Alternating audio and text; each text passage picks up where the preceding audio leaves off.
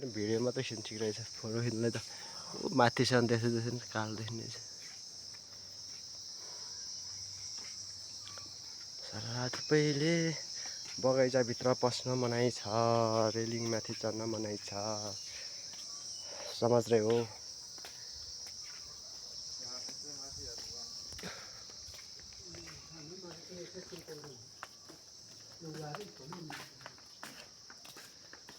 शान्त रहन्छ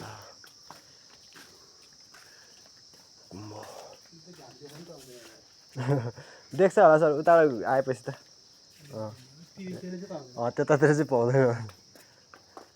ऐना राखिदिनु पर्ने चाहिँ भित्तामा टिलिक्क टरेर खान्छ मेरो दिमाग छैन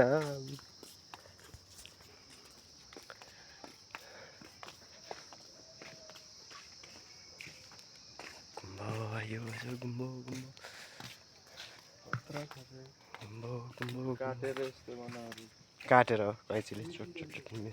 कैँची मिसिन यस्तो चर्रा पार्यो गोला गोला ऐसेलु थुपैले भवाल बनाएर बगैँचाभित्र पस्न मनाइ छ यस्तो टाइम बगैँचा छ हरियाली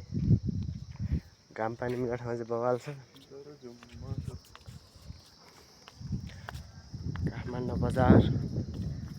यता लाग्छ रहर तर यो टल्केर केही पनि नदेखिने रहेछ दिउँसो चाहिँ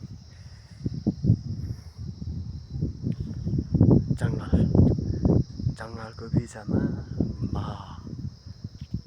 भन्ने त भन्नुहुन्छ उहाँ